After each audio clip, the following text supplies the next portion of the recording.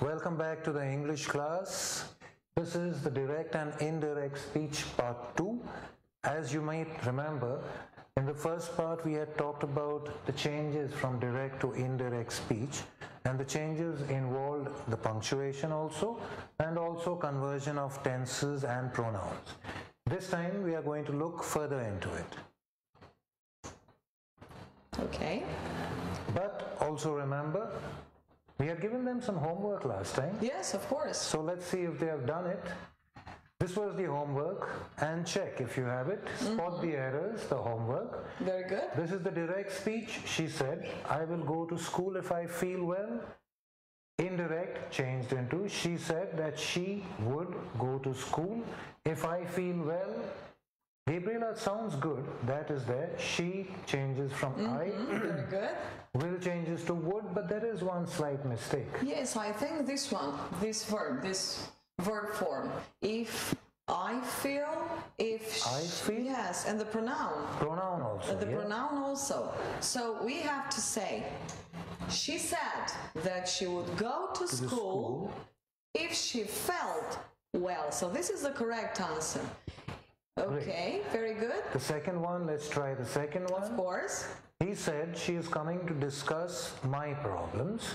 Be careful out here because the my refers, we should see who the my refers to. Good. Indirect, he said that she was coming to discuss her problem. Good. Some mistake again out here, Yes, of course. and I think it's the pronoun only. The pronoun, yes. What do very you good. think the pronoun should change to? Because it is about he said. To discuss. I think his problem, problem, because of course. he is telling Correct. to someone about something. Let's see. He said that she was coming to discuss his problem. El a spus că venea să discute despre problema lui. Okay, Akshay.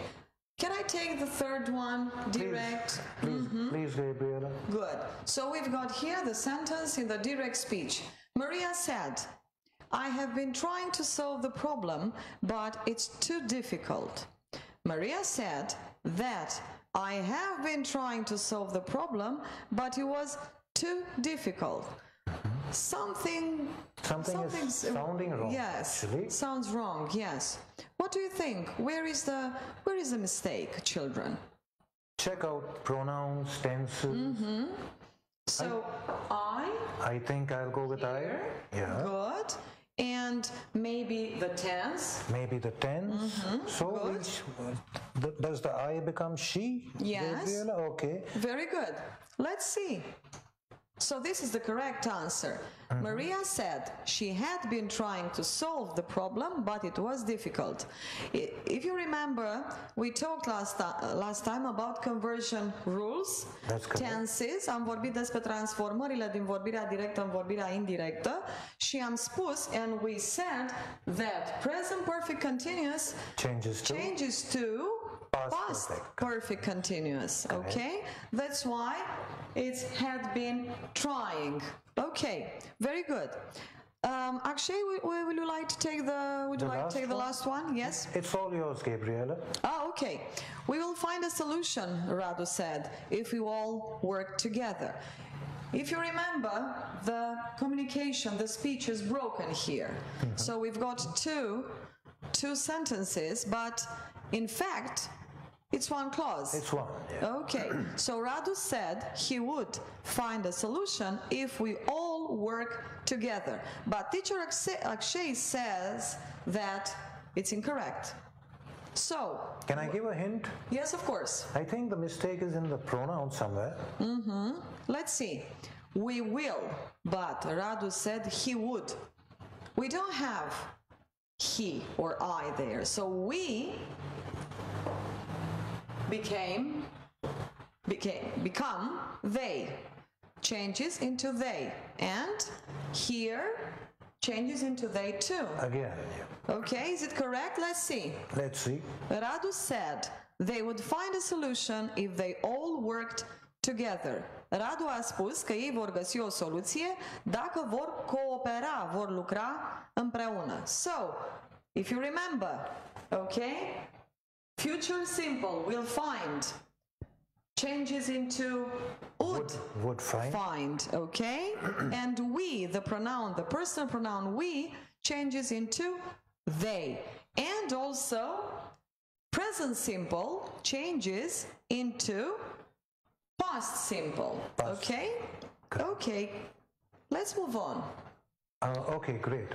Let's move on to another part of conversion in the reported speech. But first, I think before moving on into this, we need to explain a little bit. We'll try to see what modal verbs are actually. Modal verbs are special verbs actually. They go with other verbs and they usually have to deal with something like permission. Okay, May very I go good. to the washroom? Or necessity, I have to finish my work by today. Very or good. possibility, I can do this work if you let me. Or will in the future.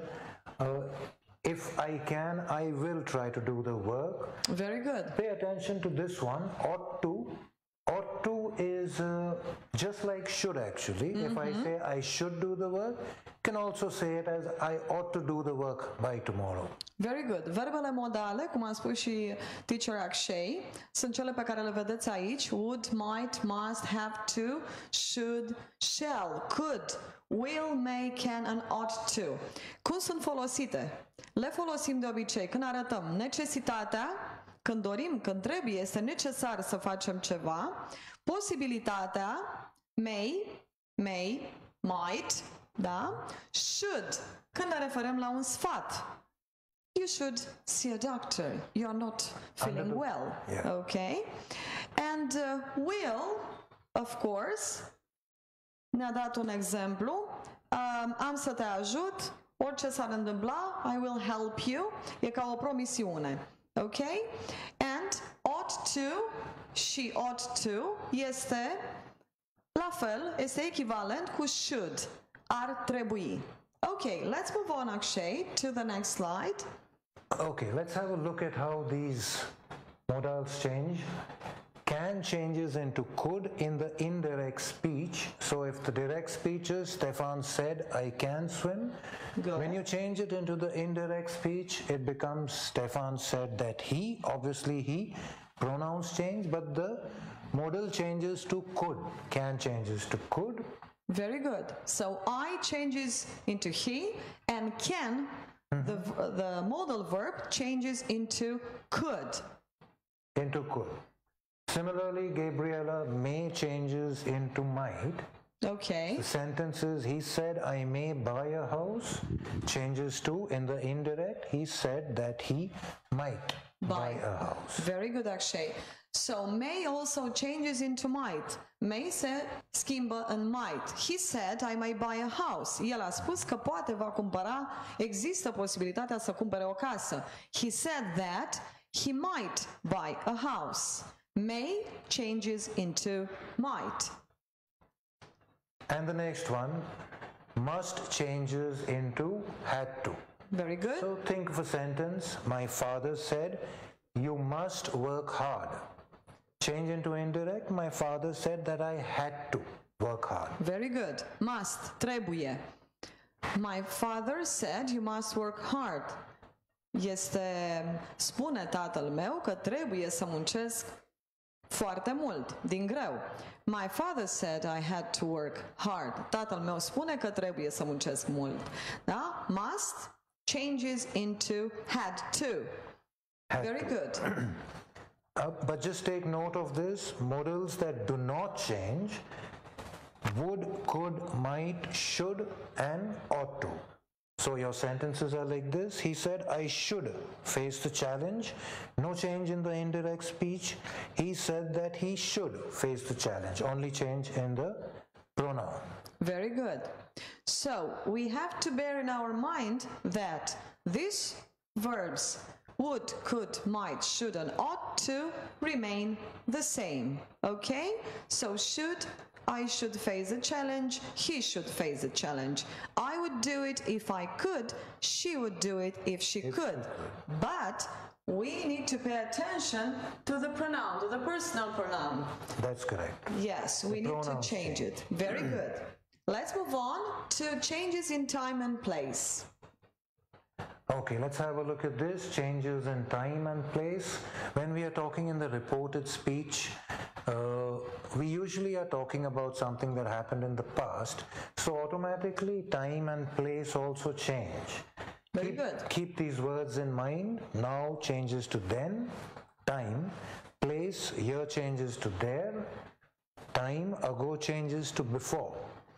I saw him many years ago. He said that he had seen him many years before. Today changes to that day, tomorrow, the next day, or the following day. This becomes that, yesterday, the day before. These changes to those. Come changes to go. Remember this one. Very good. And next week or next month will be the following week or the following month. Very good, Akshay. Thank you very much. Okay, let's make the interrogative simple. Okay, will I ever run out of questions? He said to his mom. So many rules, Gabriela, many rules in the reported speech, but let's try to make it as simple as possible. Gabriela, I will ask you a question at this time. Yes, of course. Do you like music? A lot. Rock music. Great. And if I ask you another question, Gabriela, could you tell me what time it is now? What time it is? I don't know what time. Okay. What I'm trying to say... I think it's 3 o'clock. It's approximately about... 3 o'clock, yes. No, we are running late. It's 4 o'clock. Okay, it's 4 o'clock. Okay, good. But what I was trying to say, Gabriela, that we basically have two types of questions. One is a question where you can answer with a yes or no. So if I ask Gabriela if she likes music, that becomes a yes question. Very good. Yes and no question. So interrogative sentences. When we talk about interrogative sentences, we distinguish two types of questions. Let's see. Yes or no questions, which start with an auxiliary or modal verb to which we reply with yes or no. When we do not know the answer of the question. Okay? Yeah. Can you solve this problem, Radu? She asked. But she doesn't know if Radu could help her. Okay, can you solve this problem, Radu? She asked. And Radu will reply in a yes or no. Very good. So when it comes to these questions, yes. Okay, this is a yes and no question. Can you solve this problem? Please remember that you have to report these questions using either if or whether. Or whether. So. Okay, let's take the example, children, shall we? She asked Radu if he could solve that problem. So we take the interrogative sentence. Can you solve this problem, Radu? She asked. And we take from here, the sentence and we turn it into the indirect speech. Indirect. Very good. She asked Radu if he could solve that problem. But we need to note that the question mark is not used since it is an indirect question. Okay? Good. Nu se folosește semnul de întrebare odată ce este, atâta timp cât este o întrebare indirectă, la vorbirea indirectă. Okay, shall we move on? The next type of questions are what we call the WH questions. Very good. And these questions can be what, when, where, why, and how also. Like this question, what are you doing? Where do you live, Claudia? These are what we call the WH questions, and when we change them, we don't use if and whether. Very good. And I think our children are very familiar with this yes, because they start, I think, in the 3rd grade, începeți prin clasa a 3-a să învățați. Când vreți să știți informații despre o persoană, where do you live? When do you go to school? What book do you like? Why are you going like this, and so on. Okay? Let's move on. Let's see. So how do we solve these questions, the WH questions? There is no if and whether. When we report these kind of questions, we do so directly. No if or whether. Very but good. Please note the changes. The teacher said, what are you doing? Not an yes and no question, a WH question. The teacher asked him what he was doing.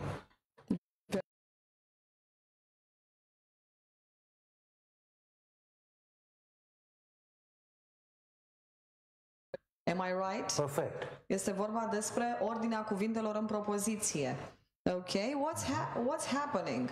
So here we have what are you doing, but here we have what he was doing. So you can see that there is a change here, an inversion Correct. of words. Okay? Great, Gabriela. And Very good. Similarly, the next one. Where do you live, Claudia? Why don't you try it? Where do you live, Claudia? She asked. Of course. She asked him. Where? She asked Claudia. I'm sorry. She asked Claudia. So she asked Claudia where she lived. A întrebat-o pe Claudia unde trăiește. Where do you live, Claudia? She asked. Turns into she asked Claudia where she lived. And you can see there is an inversion of words here. Okay? Inversion. And Very good. the tenses also. And the tenses, of course, and the tenses also. Okay. Let's move on to commands and requests, Akshay. And one more rule, the last one. So just a little bit of patience. Commands and requests. Well, when I talk about commands or we talk about requests, the request will be, please can you give me your book, or please can you give me some money. When these kinds of commands and requests are there, we usually report them in the reported speech. Very good. By using verbs such as advise, ask, beg, tell, order, followed by an infinitive. He begged him to, something like that. Ok. So, când reproducem, ne referim la solicitări, la ordine, la sfaturi sau la avertismente, folosim astfel de verbe. Advise, a sfătui, ask, a cere, a solicita, beg, a implora, tell, a spune, order, a comanda, care sunt urmate de infinitiv, de obicei, de forma de infinitiv. Da? Dar niciodată, in negative requests or commands, use not before to. Da? Niciodată să nu le folosiți invers. Întâi not și după aceea to. Okay? Very good. Let's move on to the examples. Alex said to him, please wait for your turn. Changes to requested. He's requesting him something. Alex requested him to wait for his turn. Talking about this negative one, Gabriela, if this was negative, Alex said to him, please don't wait for your turn, would change into Alex requested him not to Very good. Wait for his turn. Not to wait for his turn. Okay? Good. The second one I'll take. The man said, sit down, be quiet. Stai jos și fă liniște.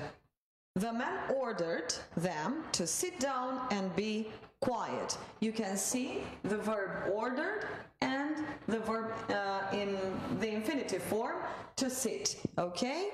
To sit down. Okay, and the last one, Akshay, my mother said. My mother said, don't spend all your money. She's advising me. Very good. So my mother advised me not to spend all my money. The negative. All my money. Very good. Mama m-a sfătuit să nu îmi folosesc toți banii. Very good. So how exactly are you planning to stop this weather? Oh, I am going to talk to my sister.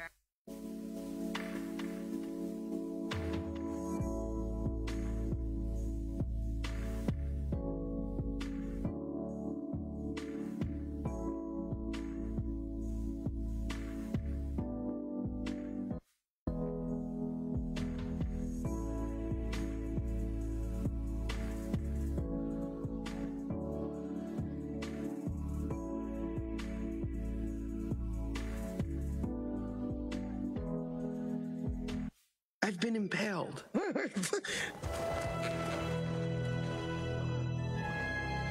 What now? It's too steep. I've only got one rope and you don't know how to climb mountains.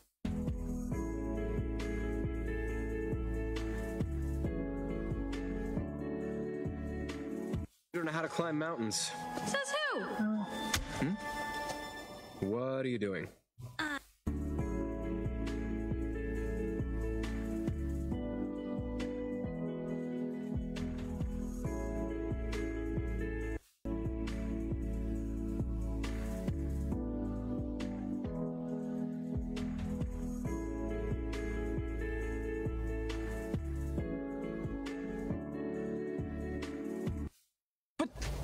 Oh, come on. It's a palace made of ice. Ice is my life.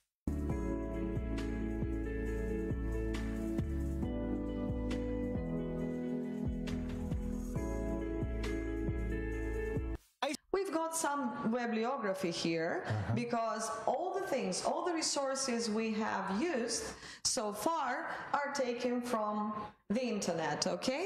So we are very grateful for these resources, and we wrote down here. We can see also that the two video clips, the two videos are here, and we would like to thank, of course, our colleagues and collaborators, teachers, Ani Baroni and Florentina Marin, for all their support and contribution to this presentation.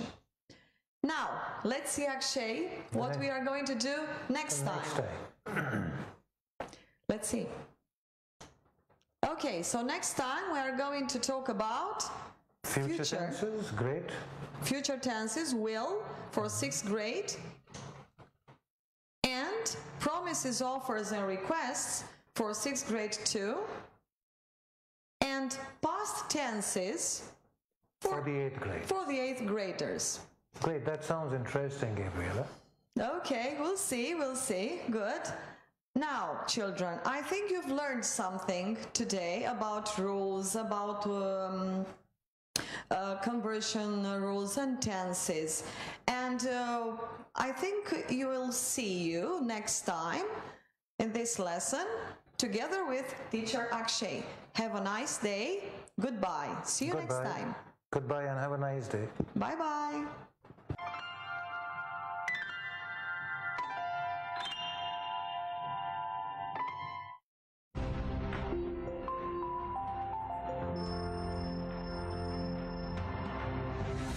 Educația copiilor noștri trebuie să meargă mai departe, însă au nevoie de noi pentru a avea grijă atât de ei cât și de ceilalți. Păstrăm distanța chiar și la joacă. Purtăm masca mereu ca niște supereroi. Respectăm indicațiile profesorilor. Rămânem acasă, dacă așa ne spune doctorul. O echipă puternică se formează de acasă, iar noi suntem alături de cei mici către un viitor mai bun. Campanie de informare susținută de Guvernul României.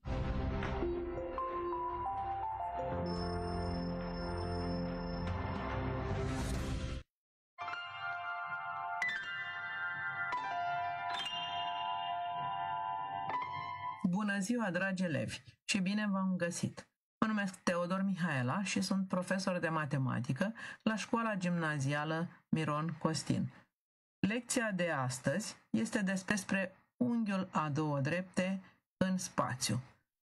În această lecție vom discuta despre drepte paralele, despre unghiul dintre două drepte concurente, despre unghiul dintre două drepte necoplanare și vom face câteva aplicații. Așa cum știți din clasa a 6-a, definiția dreptelor paralele spune că două drepte sunt paralele dacă sunt coplanare și nu au niciun punct comun. Vom desena dreptele și vom scrie că A paralel cu B, dreapta A paralelă cu dreapta B, rezultă că dreapta A intersectată cu dreapta B este egală cu mulțimea vidă, adică dreptele nu au niciun punct comun. Observație: dacă știu că două drepte nu au niciun punct comun, nu pot spune sigur că dreptele sunt paralele.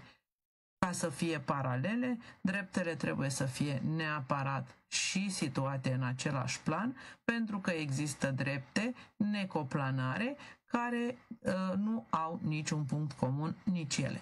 Deci trebuie să precizăm de fiecare dată, atunci când vorbim despre drepte paralele, că ele sunt în același plan și nu au niciun punct comun.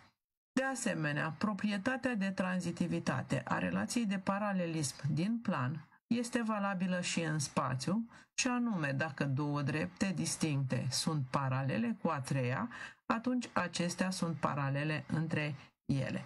Dacă dreapta A și dreapta B sunt paralele, dreptele B și dreapta C sunt paralele, atunci rezultă că și dreptele A și C vor fi paralele. Voi prezenta în continuare o teoremă despre unghiurile cu laturile respectiv paralele.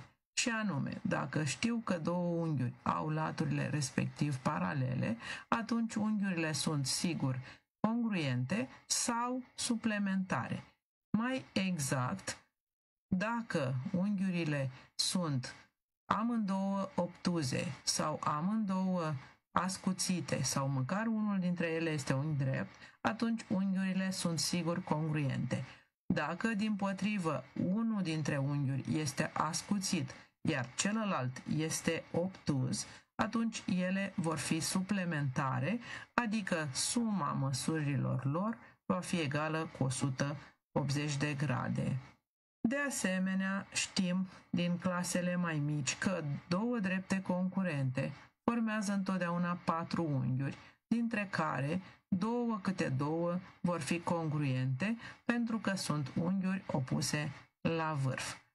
Putem astfel defini măsura unghiului dintre două drepte concurente ca fiind cea mai mică măsură a unghiurilor formate de cele două drepte. Cele două drepte vor forma două unghiuri ascuțite și două unghiuri obtuze, deci întotdeauna măsura unghiului dintre ele va fi măsura unghiului ascuțit. Dacă cele 4 unghiuri sunt toate drepte, atunci măsura unghiului dintre drepte va fi 90 de grade și dreptele vor fi perpendiculare. Dacă avem două drepte paralele, atunci măsura unghiului dintre ele este egală cu 0 grade. Deci măsura unghiului dintre A și B în acest caz este 0 grade. Putem defini în continuare, cu tot ce am amintit până acum, măsura unghiului dintre două drepte necoplanare. Și anume, măsura unghiului dintre două drepte necoplanare este egală cu măsura unghiului determinat de paralelele duse printr-un punct oarecare convenabil ales la cele două drepte. Avem dreapta A și dreapta B, drepte necoplanare. Voi alege un punct P. Prin punctul P ducem o dreaptă A' paralelă cu dreapta A. Tot prin punctul P construim o dreaptă B' paralelă cu dreapta B și astfel, conform definiției, voi putea spune că măsura unghiului dintre A și B va fi egală cu măsura unghiului dintre A' și B', adică egală cu măsura unghiului ascuțit cu vârful în P. Observați că în definiție scrie convenabil ales. De cele mai multe ori, punctul P poate fi unul dintre punctele dreptelor A sau B.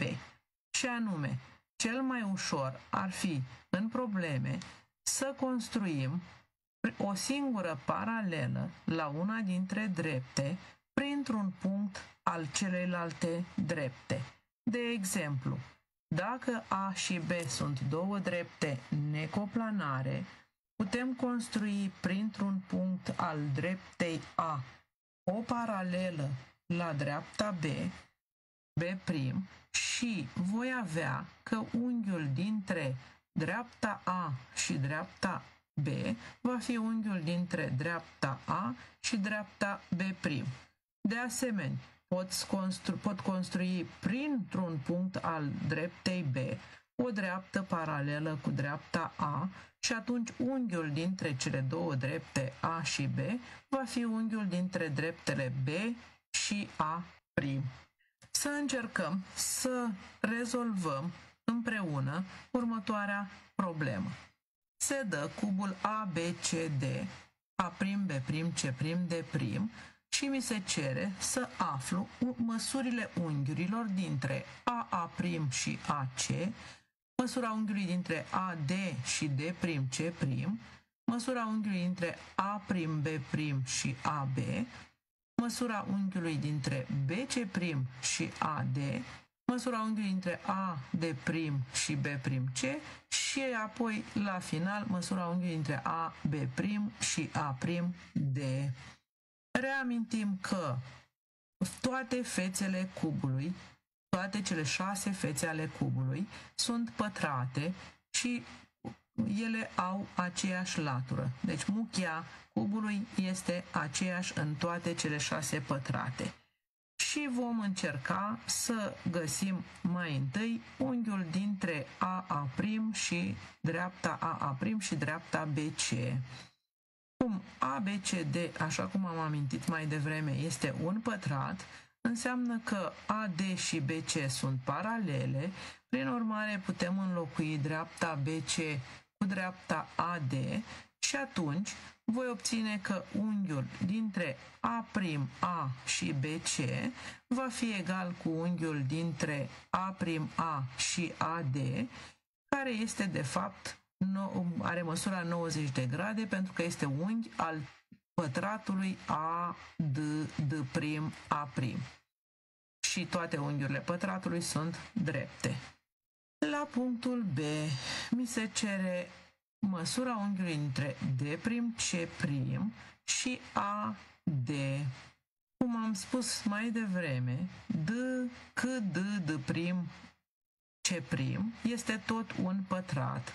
Prin urmare, CD și C'D' vor fi paralele și putem înlocui dreapta C'D' cu dreapta CD și astfel unghiul dintre AD și D'C' va fi unghiul dintre AD și DC, care are măsura de 90 de grade pentru că este unghi al bazei ABCD, care de asemenea este pătrat. Unghiul dintre AB și A'B'. Cele două drepte sunt paralele pentru că AB'A' este un pătrat. Așa cum am definit mai devreme măsura unghiului dintre două drepte paralele ca fiind egală cu 0 grade, rezultă de aici foarte ușor că măsura unghiului dintre AB și A'B' este egală cu 0 grade. La punctul C mi se cere măsura unghiului dintre BC' și AD. Putem folosi ce am folosit și la punctul A, că AD este paralelă cu BC, prin urmare o putem înlocui pe AD cu BC și atunci unghiul dintre BC' și AD va fi unghiul dintre BC' și BC, care va avea măsura 45 de grade, pentru că este unghi dintre diagonală și latură într-un pătrat, în pătratul BC', B'. Prin urmare, unghiul dintre diagonală și latură în pătrat este 45 de grade. Pentru unghiul a afla măsura unghiului dintre AD' și B'C, nu mai sunt muchii ale pătratului, deci nu mai sunt pur și simplu paralele cu alte muchii, voi observa că figura că patrulaterul ABC'D' pare să fie un paralelogram. Cum nu putem folosi pur și simplu, ar trebui să demonstrăm mai întâi că ABC'D' este paralelogram în ideea de a o înlocui pe AD' cu BC', care ar fi paralelă cu ea. Și vom avea că C'' este paralelă cu CD. De asemenea, AB paralelă cu CD, de unde rezultă că AB și C'' sunt și ele paralele. Cum ele sunt muchii ale cubului, sunt și congruente. Deci voi avea două laturi opuse, paralele și congruente, de unde putem deduce că figura ABC''D' este paralelogram. Dacă este paralelogram, avem că și celelalte două laturi opuse sunt paralele, și anume AD' și BC', și atunci putem înlocui AD' cu BC'. Deci unghiul dintre BC' și AD' va fi unghiul dintre B'C și BC', care va avea măsura de 90 de grade, pentru că BC' și B'C sunt diagonale în pătratul BCC', iar diagonalele într-un pătrat sunt perpendiculare. La ultimul punct mi se cere măsura unghiului dintre AB' și A'D. Aș putea încerca să demonstrez că A'D este paralelă cu B'C și atunci aș putea să înlocuiesc pe A'D cu dreapta B'C.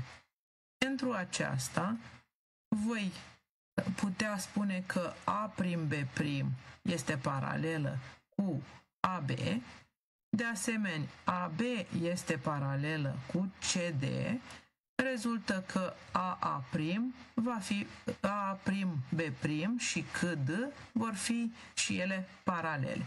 De asemenea, sunt și congruente pentru că sunt muchiile cubului, deci pot afirma că A'B', este paralelogram.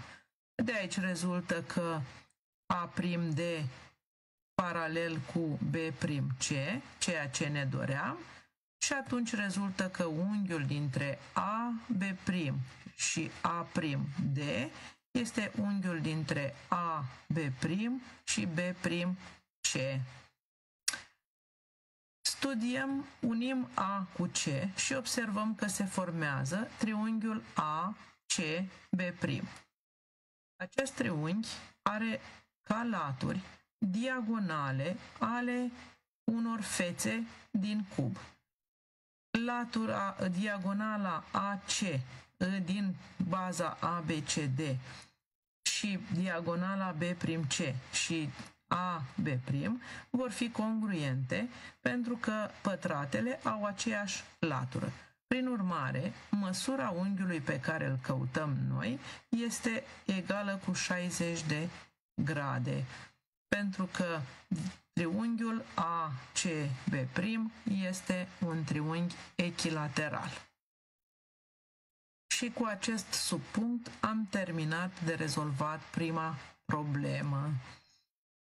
Vă propun în continuare o altă problemă cu o piramidă triunghiulară regulată VABC, care are latura AB de 6 cm, latura bazei AB egală cu 6 cm, muchia laterală are lungimea de 3 radicali din 2 cm, se iau punctele M și N, mijloacele laturilor AB și respectiv BC, și mi se cer niște măsuri de unghiuri, și anume unghiul dintre VA și VC, adică dintre două muchii laterale, unghiul dintre AC și MN, unghiul dintre MN și VK și unghiul dintre VM și AC.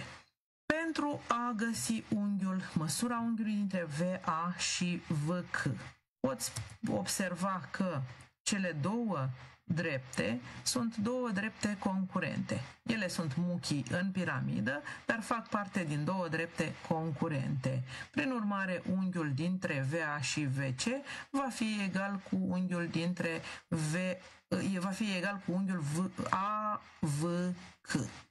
Pentru a afla măsura lui, ar trebui să văd ce știu despre triunghiul VAC, unghi al cărui triunghi este. Triunghi al cărui unghi este. În triunghiul VAC cunosc toate laturile. De ce cunosc toate laturile? Pentru că piramida fiind triunghiulară regulată, muchiile laterale sunt congruente între ele. Prin urmare, dacă VA este 3 radical din 2, înseamnă că și VC va fi tot 3 radical din 2 cm. AB, AC și BC sunt congruente pentru că baza unei piramide triunghiulare regulate este un triunghi echilateral, deci AC este egal cu 6. Prin urmare, voi putea verifica dacă triunghiul VAC este un triunghi dreptunghic. Dacă calculez pătratele fiecărei laturi, obțin AC pătrat egal cu 36, VC pătrat egal cu 18 și VA pătrat egal cu 18, 18 plus 18 egal cu 36, prin urmare triunghiul meu este un triunghi dreptunghic și era și isoscel. Deci măsura unghiului AVC este egală cu 90 de grade. Și am terminat de aflat măsura unghiului dintre VA și VC. Mai departe, mi se cerea măsura unghiului dintre AC și MN. Cum M și N sunt mijloacele laturilor, AB și BC, înseamnă că MN este linie mijlocie în triunghiul ABC. Prin urmare, linia mijlocie este paralelă cu cea de-a treia latură, adică cu AC, și unghiul dintre două drepte paralele are măsura 0 grade. Și am terminat de găsit, de aflat și unghiul dintre AC și MN. Pentru a afla unghiul dintre VC și MN, folosim de asemenea că MN și AC sunt paralele. Fiind paralele, putem înlocui dreapta MN cu dreapta AC, unghiul dintre VC și MN, dintre dreapta VC și dreapta MN va fi unghiul dintre VC și paralela dusă prin C la MN, adică AC, adică va fi unghiul VCA, care va avea măsura de 45 de grade, pentru că, așa cum am găsit mai devreme, triunghiul VAC era un triunghi dreptunghic isoscel și unghiurile ascuțite într-un triunghi dreptunghic isoscel au măsura de 45 de grade. Putem preciza pentru următorul subpunct că fețele laterale într-o piramidă triunghiulară regulată sunt triunghiuri isoscele congruente între ele. Prin urmare, dacă am găsit că triunghiul VAC este un triunghi dreptunghic, înseamnă și isoscel, înseamnă că toate celelalte, adică și triunghiul VBA și triunghiul VBC, vor fi triunghiuri dreptunghice isoscele. Și atunci vom folosi asta pentru a ajunge la măsura unghiului dintre MN și VM și AC. Înlocuim AC cu paralela la ea, adică cu MN, și vom obține că unghiul dintre VM și AC este unghiul dintre VM și MN. Studiem, adică unghiul VMN. Studiem triunghiul VMN și vom obține că în triunghiul VAB VM ar fi mediană, pentru că M era mijlocul lui AB. Fiind mediană într-un triunghi dreptunghic, înseamnă mediana corespunzătoare ipotenuzei, înseamnă că lungimea lui VM va fi egală cu AB supra 2. Dacă și triunghiul VBC este tot dreptunghic, înseamnă că VN, care este mediană, corespunzătoare ipotenuzei, va fi egală cu BC supra 2. De asemenea, mă duc în triunghiul ABC și observ că MN știam că este linie mijlocie. Pe lângă faptul că este paralelă cu AC, știm că linia mijlocie are lungimea egală cu jumătate din lungimea celei de-a treia laturi, adică va fi egală cu AC supra 2. Deci, triunghiul ABC fiind echilateral, înseamnă că AB, AC și BC sunt congruente între ele și voi avea că și VM, VN și MN vor fi congruente între ele. Deci triunghiul VMN va fi un triunghi echilateral.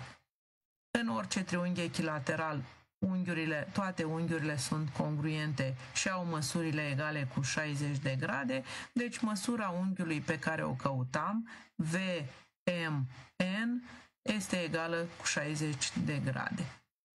Și în acest fel am aflat și ultima măsură de unghiuri din cerința celei de-a doua probleme. În continuare, v-am pregătit o fișă cu mai multe probleme în care să aplicați noțiunile învățate și în speranța că v-am fost de folos, vă mulțumesc pentru atenție.